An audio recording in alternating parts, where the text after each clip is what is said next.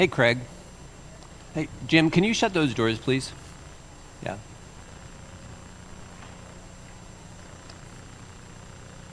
And when you're ready, just put up oh, there it is. Okay. It is right there. All right. Let us go to God in prayer, and then we will begin.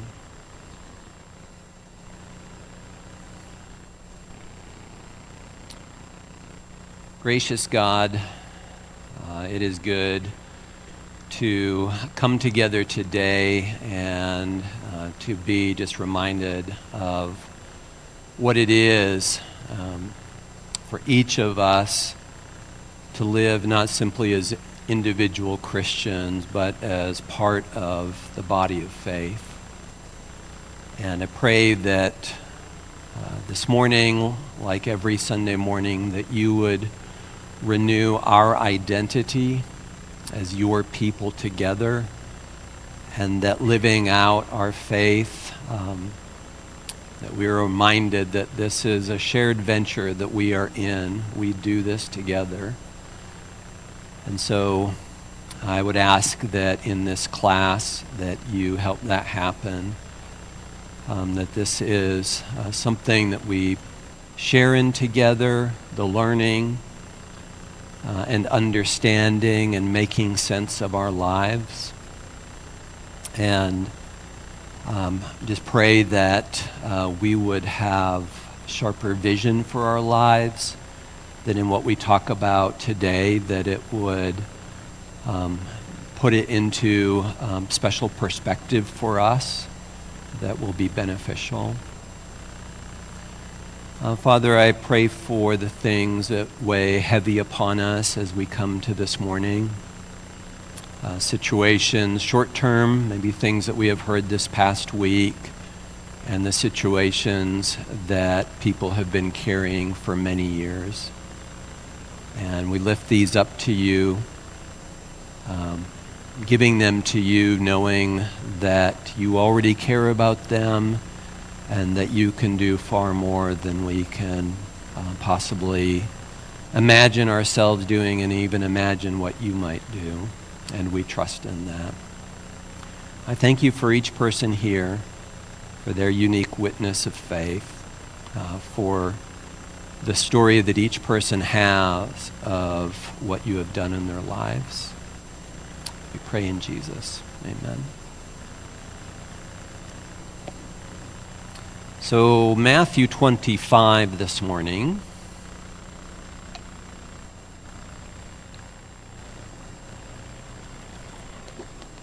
Matthew 25.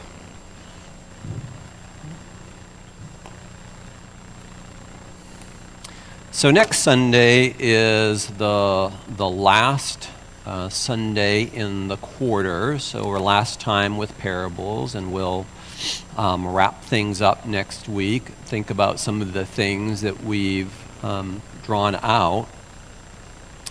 But today, what we're going to do is we're going to look at a couple of parables in Matthew 25 that has to do with the coming end, the return of Christ and our anticipation of that time. So let's just go ahead and dive right into the first one, which is the parable of the 10 virgins. Then the kingdom of heaven will be like 10 virgins who took their lamps and went to meet the bridegroom. 5 of them were foolish, and 5 were wise. For when the foolish took their lamps, they took no oil with them. But the wise took flasks of oil with their lamps. As the bridegroom was delayed, they all became drowsy and slept. But at midnight there was a cry, "Here is the bridegroom, come out to meet him." Then all those virgins rose and trimmed their lamps. And the foolish said to the wise, "Give us some of your oil, for our lamps are going out." But the wise answered, saying, "Since there will not be enough for us and for you, go rather to the dealers and buy for yourselves." And while they were going to buy, the bridegroom came, and those who were ready went in with him to the marriage feast, and the door was shut. Afterward, the other virgins came also, saying, Lord, Lord, open to us. But he answered, Truly I say to you, I do not know you. Watch therefore, for you know neither the day nor the hour. Okay, so let's look at some things, starting with some background information. So there you have image of a lamp. Where I did my master's degree at Abilene Christian University, in the Bible building, they had a display of ancient artifacts, and they actually had a number of these lamps. And the first time I saw them, I was so shocked, because I envisioned like a lamp about this size, and actually they're like that size. They're really small. They really don't carry much oil. And so they would run out after probably not very long. So verse 7, when it talks about them, okay, they rise and trim their lamps. You trim the wick that you put in the lamp so that it will burn really pure. The interesting thing with this parable is, so much across the Bible, we have a lot of cultural background information that's come to us different ways through writings and archaeology. And this is something where we actually lack basic information about Jewish wedding practices then. And so it's kind of interesting. One of the odd things in the parable is there's no mention of the bride. So you kind of have to... they obviously would know things we don't about where the bride, kind of what her part in the story is, so they wouldn't even have to be told. But the question comes up with this parable of what actually is going on. Like how does this work? And so one suggestion is that, so the events... you have the virgins, they're waiting at the home of the bride's parents. And so eventually the bridegroom is going to show up there, and they're going to welcome him. Bridegroom and the bride are together, and they're going to sit down and have a feast. When it's done, he takes the bride away to his home or to his parents' home if he lives with them. Okay, that's one suggestion. But typically people will go for the other suggestion. And that is that the groom has already gone to the bride's parents' house, and now he is bringing the bride back to his home. And so the 10 virgins are waiting at the groom's home, which likely would mean that they are part of his extended family clan, part of those that are at his home ready to welcome him and his bride back. Generally, people will say that one seems more likely. One of the things that we talked about in the very first class was, I think it was our first class, but is the question that when you're dealing with a parable, does this seem realistic? So, yeah, that's a question that pops up in different ways in parables. And occasionally with parables, as we've gone through this class, we've had to ask that question. Is this realistically what happened? Now, again, think about the parable of the prodigal son. Normal behavior among people, no. A father would not go running down the road to his son who really insulted him by asking for his inheritance. Father, you're not dying quickly enough. Just give my stuff to me now. Then he goes off, blows it, comes home. Father's not going to go, in that time, would not do that, would not go running down the road. But the point is made, may not be normal for humans, but this is the great love and affection of God for people. Okay, so in this one, basic question, is it realistic that you would have these young women show up unprepared? I don't know. People do dumb things in life, maybe.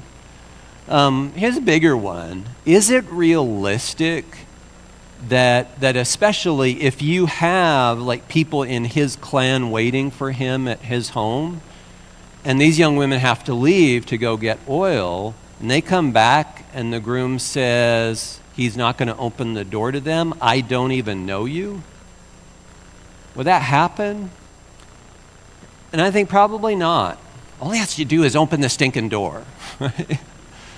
But that jarring thing that, would really cause Jesus' first listeners, it would jolt them, is to make a point, and to make a tough point to reckon with.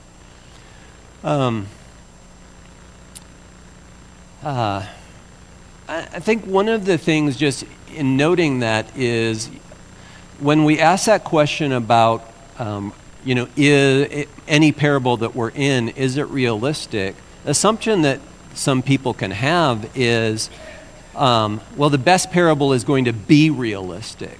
But over so many of the parables, it's evident that's not true. That Jesus is very deliberate in doing something that they're not expecting. And he wants to jolt them. Not all the time, but definitely some of the time. Okay, so, Chad?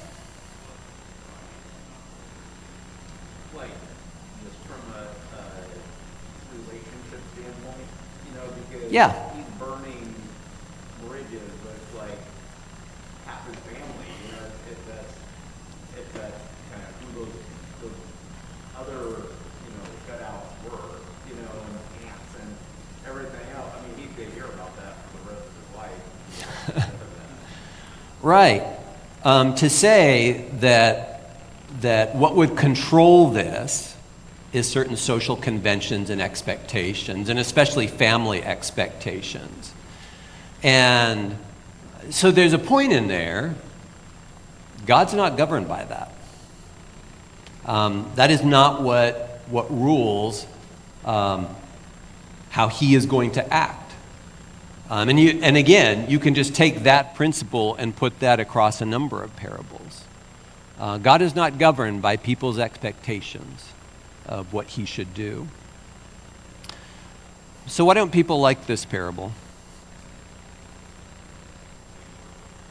Why they don't like this parable? Sometimes people don't like this parable. I should say that. Finality. What do you mean with that, Randy? Well, the door's closed. Regardless of the door, not coming in. Okay. People like Yeah. that. There is something disturbing about that just, okay, this is done, over, we're moving on. Don? I got a little different take on it because in those times, the family would bring the virgins to the bridegroom, and the bridegroom would select his mate, or choose his mate, not this family to this family of these people coming to Moses. So the five that were prepared to be brought before the bridegroom and make a selection from that person. The five that were not prepared no longer sat in a position to be eligible. Yeah, that actually would, so the choosing of the bride would happen way before the events of this parable. That would happen well before. This is, the expectation of this parable is that this is when the wedding is actually happening, and so the preparations would have gone on a long time before this. Yeah. Bill? I think it seems a lack of passion. Okay. Yeah. I read a piece by one person. He taught Bible classes at a Christian institution, college or something. And so he did an interesting exercise. He said, okay, let me tell you a story. So, professor gives an exam, and when the exam comes, there are some who do well and get A's, and some who get B's, and some who get C's, and some who get D's, and some who outright fail. And he asked them, is that a parable? And most of them said no. And the reason they said it's not a parable is because you expect something of mercy and grace. And you can understand that from the perspective of, like parable of the prodigal son. I mean, it is a great story about the love of God. Good Samaritan, this stranger who shows this wonderful mercy. There's different parables where this shows up. And so they're saying no. And what he said to them is, oh yeah, there are parables where there's a certain set of expectations. Some people meet it and some people don't. And he said that was kind of distressing to the class. And so I think that is at play in how we respond to this. So what do we do with that? Get ready and stay that way, which is the point of the parable. It's a be prepared parable. Yeah.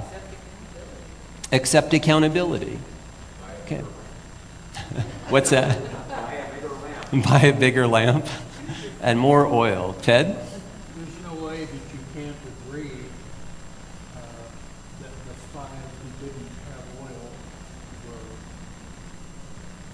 not idiots, maybe, but weren't handling their responsibility. Okay. Because there's no way they did not know that the lamps were empty. Yeah. There's no way they didn't know that. Yeah. To not get prepared for what you know you can ask or expect to do. Yeah. One of the interesting ways that people have coped with this is to put the emphasis of the parable in different places. And so what some have said is that the parable is really about, it's a condemnation of the lack of generosity on the part of the five virgins who were prepared. They should have shared.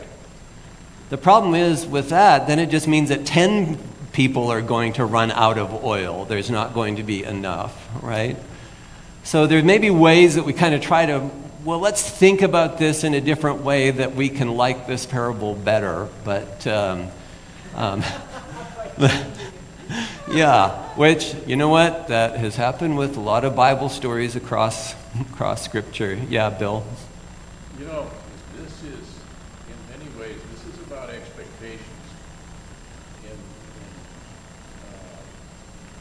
If you look at where the parable is taking us, we have these expectations of how things are going to be. And preparation is part of expectations. Yes. Not being prepared is a different set of expectations. We'll get some water someplace. Yeah. And so I see this as being something that, and I think Jesus is talking about expectations. Things are not going to be what you think they're going to be. Yes. Your expectations are not exactly on point. So whenever I read this in the past, that's what I've always thought is this is about people's expectations about what's going to happen. But in fact, that's not what's going to happen. Mm-hmm. Yeah, I think that's a great way to frame it. Yeah. That however things shake out, I mean, the truth is the two sets of young women have a different set of expectations about what's going to happen, and that's at play. So what Jesus is trying to do with the parable is shape expectations. He wants people to know what to expect. Billy? I know it's just telling us we should be prepared, but is it possible that the group did not know any of the 10? 5 of them just were lucky enough to... Yeah. The parable doesn't talk about that. I'm a little resistant to to pressing that on the parable. Now here's a question, though, that I want to ask where we stand. That we're almost 2,000 years after Jesus has ascended to heaven. And so Jesus hasn't come. Seems like if you're a betting person, you don't need to, you could bet. Jesus isn't going to come in our lifetime.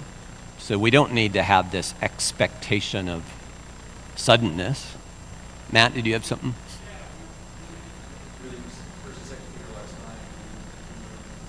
Why are you taking them through such a harsh book like 2 Peter? Well, I remember I wanted to get caught up. It was, we were going through it, it was like, one day to God is like 1,000 years to us. Mm. His time is well to the end.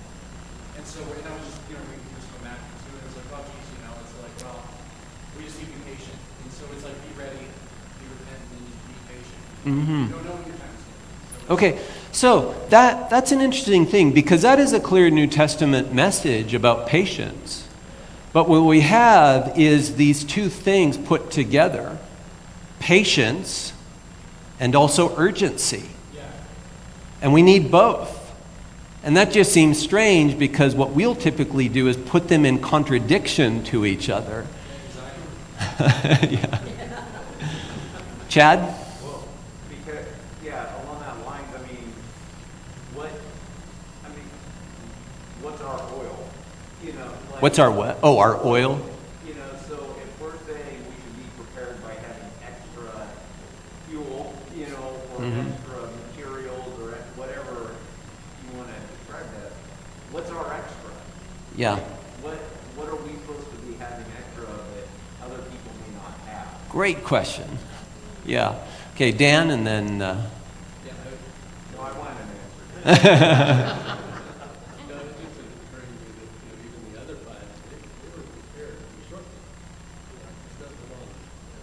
Okay.